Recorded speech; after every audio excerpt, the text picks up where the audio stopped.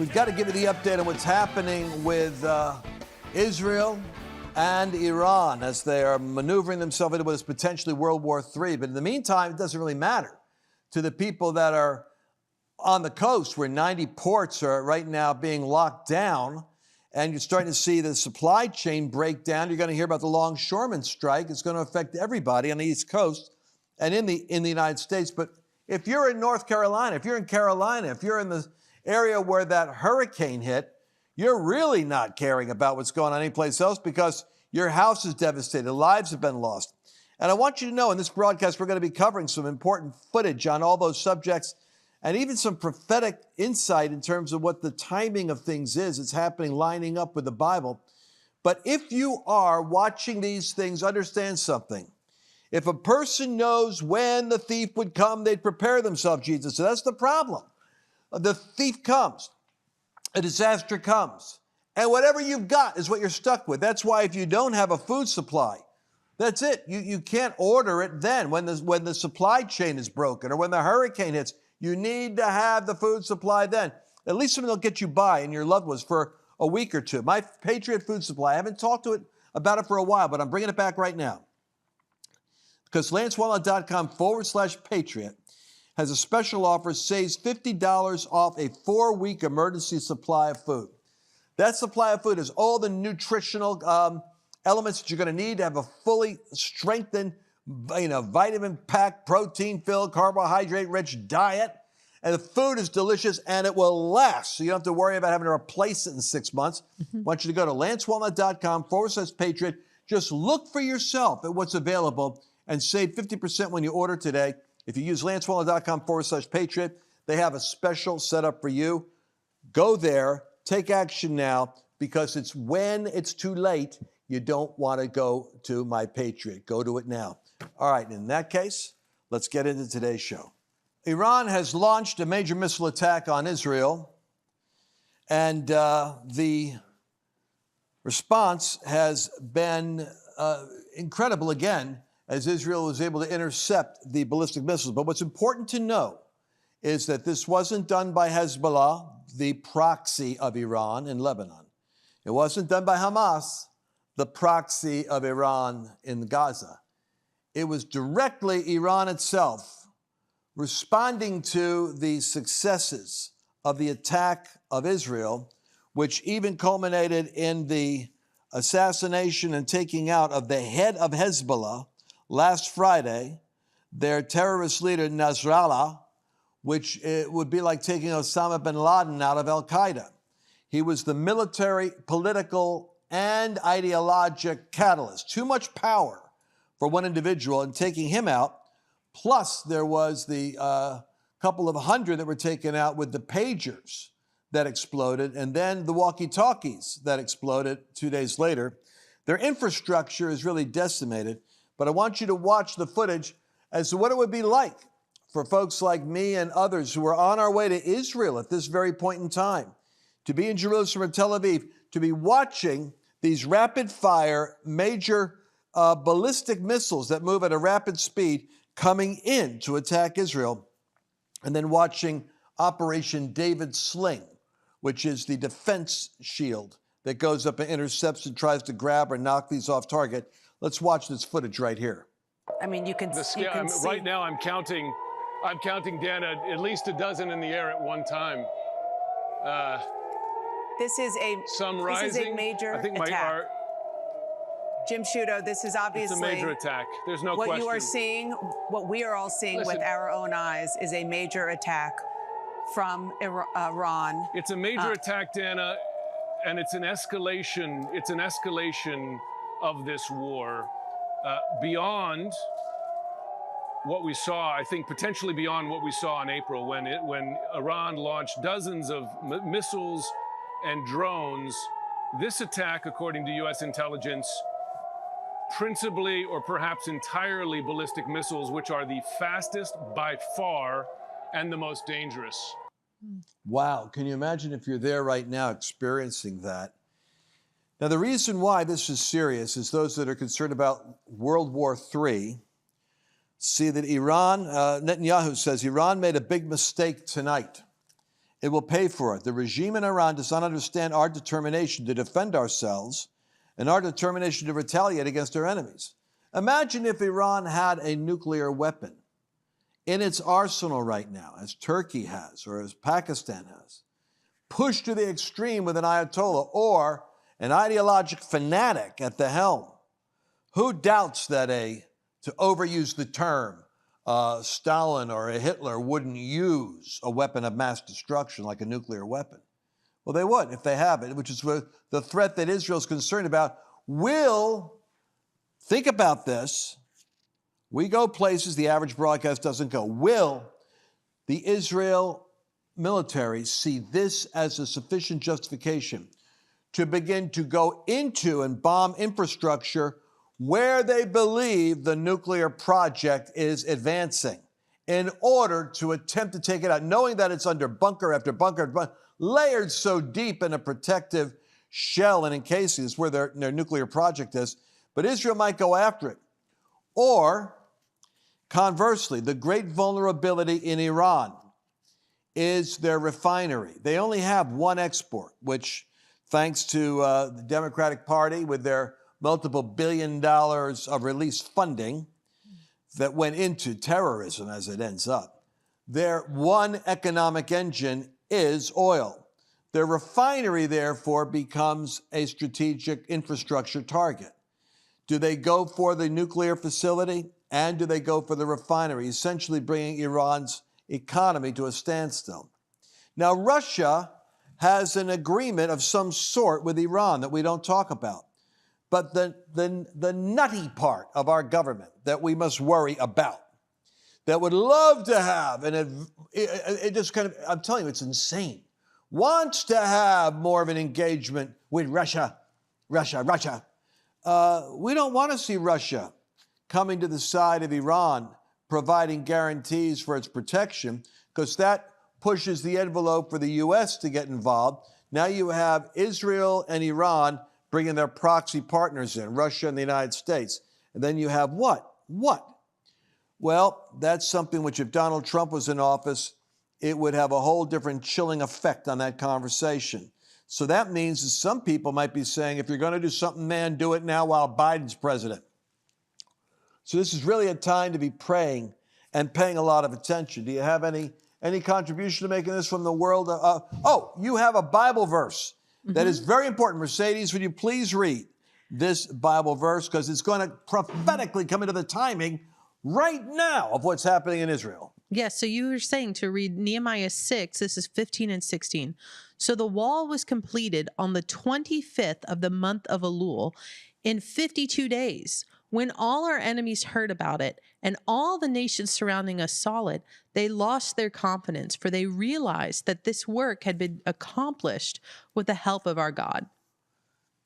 Is it possible that God could be doing something on the 25th of Elul that would cause the nations surrounding Israel to be afraid, to lose their confidence, and to recognize something is at work here that is bigger than us? I have an important prophetic update from my Messianic pastor, Mario Bramnick. He says, Israel's operations against Hezbollah with the killing of Nasrallah, the head of Hezbollah, began last Friday on the 25th day of Elul. That very day I just read to you. Netanyahu was decreeing against Israel's enemies at the United Nations. He was making his decree as Israel was striking on the 25th day of Elul. And he brought Hezbollah to its knees on the 25th day of Elul. As Nehemiah says again, the wall was completed on the 25th of the month of Elul in 52 days when our enemies heard of it. And all of the nations surrounding them lost their confidence, for they recognized that the work was done by God. Sanballat and Tobiah had been defeated, and all the nations surrounding Israel lost confidence. Hezbollah is right now in disarray. The Iranian Ayatollahs are terrified, but must do something to demonstrate their strength, lest there be an upheaval in their own nation against them.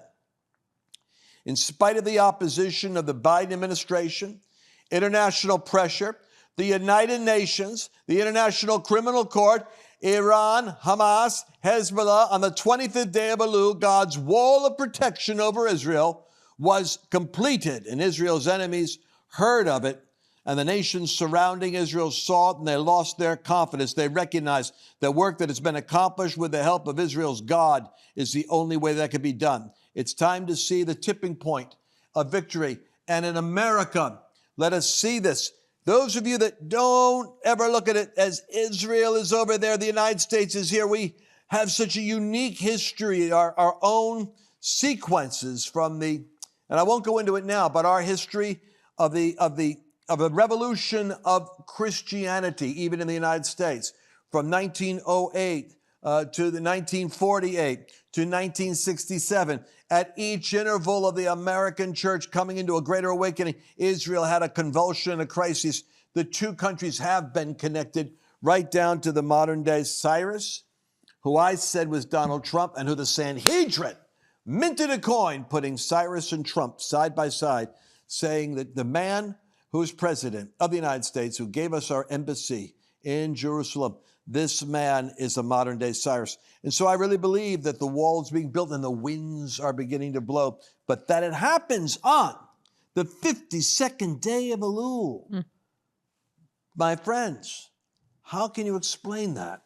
The Nehemiah project, God raising up sovereign nations and building sovereign nations, sheep nations, preserving nations. I believe that it is not time to give up and give in. It's time to stand up and push back because God is at work in the nations. What do you say, Mercedes? Yeah, I think it's just a very, for me, it's a very sobering time to kind of watch everything that's transpiring over there. I don't know if you saw, there's a documentary on Paramount Plus called We Will Dance Again, and it's literal cell phone footage from people who survived that attack that day. And really, it's kind of gut-wrenching to watch, just as a Christian. And then, we believe, I feel like I've been grafted in, right, with the Jewish people, but they're in their cars and, they're being shot at, and you hear the girls in the back, and they're declaring, it's Deuteronomy 6, where it says, hear, O Israel, the Lord your God is one. And in the midst of all of this, and then to see the heroes that day and really what they have to endure. I mean, there's lots of festival goers that ended up in a bunker, and there was this young hero guy that he literally would, every time Hezbollah threw a grenade in, he'd pick it up and throw it back out. And he'd pick it up and throw it back out, and it happened 6 different times. It's kind of remarkable to see what they had to endure, and really kind of where this tinderbox ignited yet again last October. So it's kind of sobering to watch. We have a lot of friends and family over there too. So well, we do. We certainly do, and I'm praying about how to get over there because it's very difficult to get there right now. But flights canceled. But for legitimate reason, there's war there. But we're going to pray for the peace of Jerusalem, and I believe that God is actually moving in such a way, in spite of Biden's call for ceasefire, which would have just allowed Israel to have had 60,000 people in the north dislocated from their houses because they would have been rained on by ballistics. We give the stupidest advice. There's always peace, yes, peace, stop the fighting, come up with a solution. I'm embarrassed by America's incompetence in these things, and I'm a novice in the matter, and I can see they don't know what they're doing. All right, aerial footage of the hurricane. When we come back, we're going to be covering this serious situation. I don't think we understand in North Carolina the degree of devastation. And I don't want to become lost in different pockets of media vortexes and miss the significance of what our friends are going through in Carolina.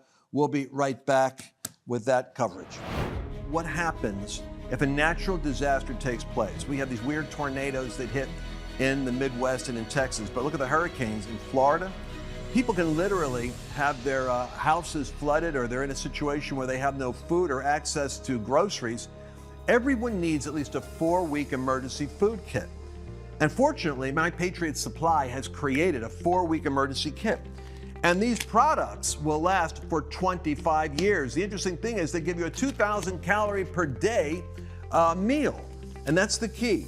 Delicious and 2,000 calories a day, because that's what you're going to need to sustain yourself for 4 weeks in a crisis. We had a winter freeze here in Texas, of all places, and we had a couple of days where we had no electricity. I'm telling you something. This makes a huge difference. Mushroom rice pilaf, fluffy rice and mushrooms, seasoned with red wine and herb. And then how about starting the day off? Maple Grove oatmeal, old-fashioned oats, maple flavoring with a pinch of brown sugar. This is what you want to do. 4-week emergency food kit, and that's just for you. Think about your children. Guarantee somebody around you is going to need help. You're going to want to at least have the 4-week emergency kit. Go to lancewallnau.com/patriot. Use that link, and you're going to get a special discount on their special 4-week emergency kit promotion.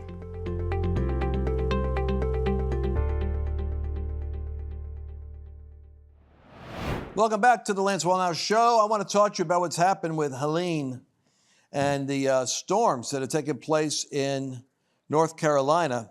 And let's go ahead and play video 6, guys. I'll just talk over it. I don't think we understand. This is almost like the deluge that happened in Genesis. This is a strange phenomena. Let me try to explain to you something you haven't heard yet. More than 40 trillion gallons of rain drenched the southeast United States in the last week with that Hurricane Helene. And that's enough to fill the Dallas Cowboys Stadium 51,000 times. It's like taking Lake Tahoe and dumping it out. If it was concentrated just in the state of North Carolina, that much water would be 3.5 feet deep. It's enough to fill more than 60 million Olympic-sized swimming pools.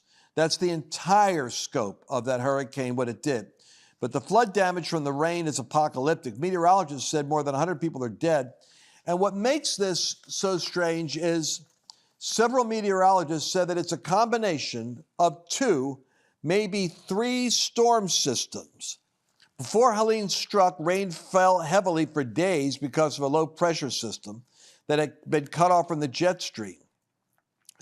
But what I want to talk about is, you're that on a podcast, obviously you're not seeing this. That's why I'm giving you the descriptions of this. But the water that came in, parked along North Carolina's Atlantic coast, dumping as much as 20 inches of rain into that area. And the reason why I'm interested in this, play video 7 while I'm talking, is that the flood that took place, this guy's opening his door, right? Like, let's go out front and see what's there. And you're in the middle of a river, like the Mississippi River. It's all mud. It's muddy water. It's brown water. And it's moving at such a rapid pace that if you went out there, you'd be swept away like almost like a riptide. Now, let me throw something out there.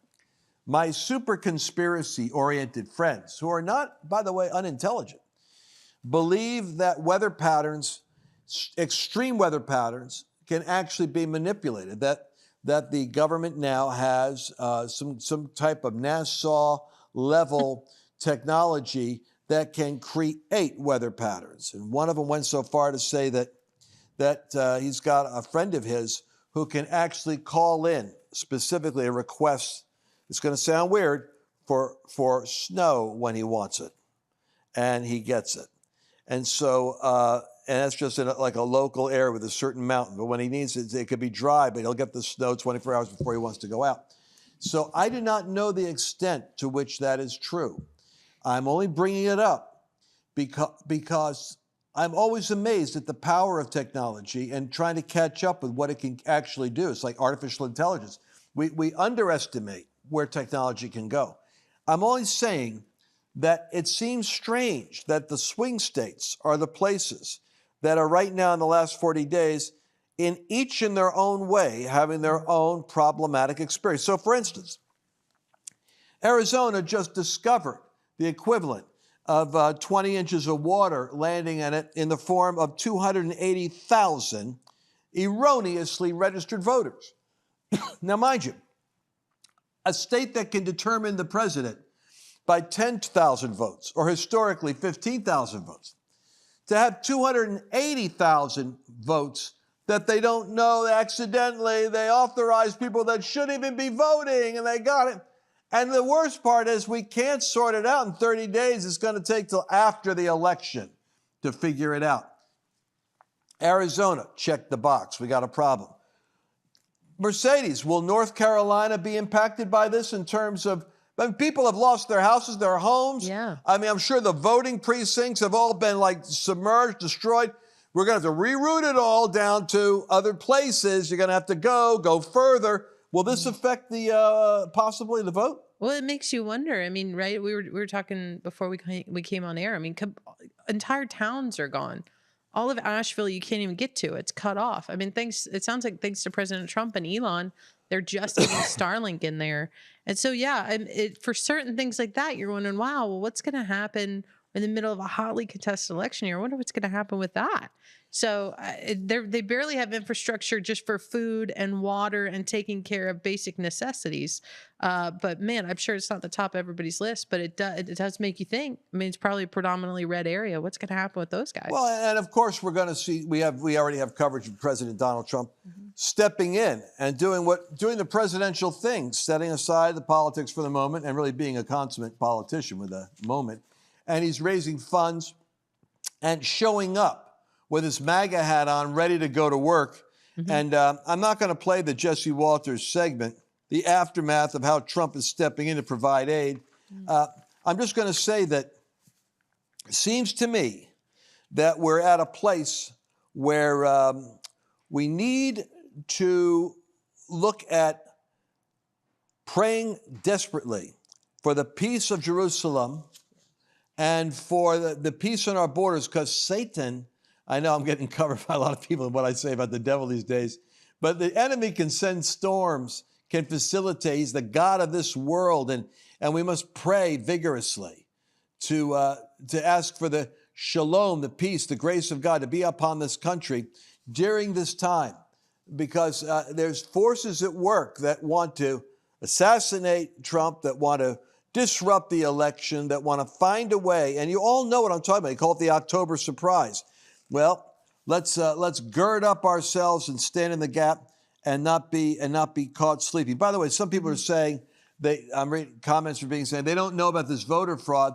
Well, it's 280,000. They're going to say 210,000. But check out video segment 10, and you'll just play it for them so they can see what I'm talking about. Now, this new data set, as they're calling it, brings the total number of people impacted to 218,000 instead of the 98,000 we first reported. These people were mistakenly marked as having provided documentary proof of citizenship. And Arizona voter registration database now has correctly flagged the impacted individuals. Election officials say they will contact the affected Arizonans with information regarding their status after the general election. That means for now, the Arizona Supreme Court's ruling is going to stay that impacted voters, that includes all of them, will still be able to vote. Well, I wasn't making it up, folks. I'm not making it up. And I think it's larger than 218,000. I read 280,000. But it could be, I think it was 80,000 Republicans, like 200,000 others. So the longshoreman strike, by the way, is in the news. And we have to talk about that for a second because by the time that you watch this, it will already be moving to the next level. Now, this isn't the most flattering advertisement, I don't think, for the longshoremen, because their president, Harold Daggett, is making the argument that you're all going to feel the pain of how important the longshoremen are. But it does show you how the American supply chain is affected by like 90 ports of entry. And Mercedes, if you could kind of look this up while I'm going to talk about this, what is the beef? They want more money, but what's the real situation there? I'm kind of curious about what the longshoremen's argument is, because I think it also has to do with AI and the possibility of losing their jobs. But play video 2 so the folks at home can see this. These people today don't know what a strike is. Right. When my men hit the streets, from Maine to Texas, every single port will lock down. You know what's going to happen? I'll tell you. First week, be all over the news every night, boom, boom. Second week, guys who sell cars can't sell cars because the cars ain't coming in off the ships. They get laid off. Third week, malls start closing down. They can't get the goods from China. They can't sell clothes. They can't do this. Everything in the United States comes on a ship. they go out of business. Construction workers get laid off because the materials aren't coming in. The steel's not coming in. The lumber's not coming in. They lose their job. Everybody's hating the longshoremen now because now they realize how important our jobs are. Now I have the president screaming at me, I'm putting a Taft-Hartley on you. Go ahead. Taft-Hartley means I have to go back to work for 90 days. That's a cooling off period. Do you think when I go back for 90 days, those men are going to go to work on that pier? It's going to cost the companies money to pay their salaries. Well, they went from 30 moves an hour maybe to 8. They're going to be like this. Who's going to win here in the long run? You're better off sitting down and let's get a contract and let's move on with this world. And in today's world, I'll cripple you. I will cripple you, and you have no idea what that means. Nobody does. Lance, I just don't know if this is going to play out the way that he's thinking it. Maybe for a time, maybe they'll get a deal together. But I tell you, I mean, you and I talk about this. There's complete industries being completely rewritten right now. Like they just had didn't the writers and the script writers strike over something really similar, like the concern of AI taking their jobs. Automation, AI is the main thing that they're concerned about here, and job security. And so, you know, we talk about this, but this is kind of on the scale with what AI is doing right now. It's on the scale, Lance, of when we went from horse and buggy almost 100 years ago to cars. And so entire industries are about to change. I mean, you listen to any futurists like out in the marketplace, and they're saying, hey, this is the biggest thing, especially whoever the next president is. This is one of the biggest issues that they're going to be facing over the next 3 to 5 years. Well, you know, President Harold Daggett, I, as somebody who has been edited by the 60 Minutes crowd out there, I am going to suspend judgment on the full context of everything that you said.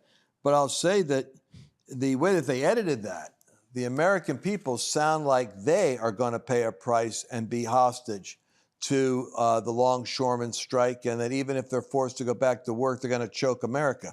I don't think that's the PR line that you're actually taking to the American public. I am curious about what the actual argument is, and if it is that automation threatens the employment and security of hardworking men that are working in these ports, if it is that wages are not keeping pace with the times, those are different arguments. But it's amazing, though, how a moment of media can define something one way or the other. And our prayer is that this disruption comes to a closure, and that America is able to get back on its feet. I think Donald Trump, if he was in office right now, he'd be down there doing some negotiating himself and getting this thing going. I want you to take this one segment from my mentor. I went to Bible college, you know, and my first Bible college was with Derek Prince, Cambridge scholar. And he taught me something about spiritual warfare. Where you have strife, where you have division, you might think it's a secular world over here, the spiritual world over here, but it's not like that. Think of it kind of like a chicken pot pie. You've got both mingling together. And so sometimes you're dealing with a spirit that is at work, instigating strife and division, because that's the nature of man being moved upon by the spirit realm. And sometimes you have reasonableness or peace, harmony that can come out. And that's why prayer is for all things, including strikes and wars and even politics. But I want you to listen to my mentor, Derek Prince. Since I've been in the news lately on comments regarding witchcraft, listen to what I learned from him about witchcraft. It's a 1-minute segment. You'll love it. Many Christians are involved in witchcraft without even realizing it. Witchcraft, in its essence, is the attempt to control people and make them do what you want by the use of any spirit, which is not the Holy Spirit. And when my eyes were opened to that, I saw why the church was full of witchcraft. Because there are a lot of people who feel they want people to do something, and they use any means they can do to get them to do it. Because wherever you encounter these operations, you are encountering witchcraft. And it may be you've never realized it up till now. The 3 key words are manipulate, intimidate, and dominate. Now, the end purpose is dominate, control people. make them do what you want. There are two alternative routes. One is manipulate, the other is dominate. And it depends on the situation and the purpose, which route a person will follow. But whether they use manipulation or whether they use domination, the end purpose is, whether they use intimidation, the end purpose is control. And so I learned from my dear teacher that in its essence, witchcraft is the will to dominate and control someone else's life, either by manipulating them with lies, incentives, half-truths, propaganda, or intimidating them. In the United States, when you have so many conservatives afraid of wearing a MAGA hat, I mean, it occurred to me one sober day going through the airport that I was more comfortable wearing a Jesus hat than a MAGA hat. And I thought, my God, something has shifted in America. The spiritual warfare is in such a place now that you're embarrassed, intimidated, inhibited to go in public at a conference, go to Washington, D.C. for a rally.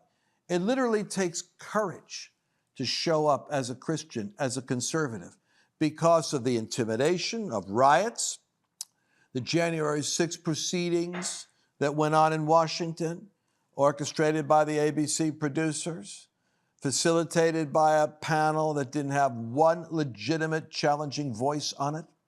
And so we've been under this manipulation and intimidation for the purpose of domination. Now we have an election cycle where you've got candidates coming out on the left, suddenly acting like they're all about the middle class, all about you, all about dreaming and hoping and desiring. And suddenly it's kind of like this fantasy script that hasn't been present for the last 4 years. And friends, I think you're in a moment right now where you need to ask yourself, am I under the influence of witchcraft as a spiritual factor, or as the Bible describes it in Galatians, as a byproduct of just a work of the flesh, or other people trying to control you, intimidate you, manipulate you, and dominate you? God wants you free. And that's where we want to go with this message today. By the way, I've been telling people, get a hold of the series on Leviathan and Breaking Controlling Spirits. These are two products that I think can actually help you break free. You could do this for lancewallnau.com/break-free, lancewallnau.com/break-free. I want you to get a hold of both these products, and it comes with my little money-back guarantee. If you listen to them and they don't work, and they don't actually have the impact that I say, send them back and I'll send you your money. But I promise you, if you practice what I speak about in here, it'll change the dynamic of your life. We'll see you again tomorrow. Did you enjoy this latest episode? Please remember to share it with your friends, because the more knowledge you have, the better equipped you are to navigate the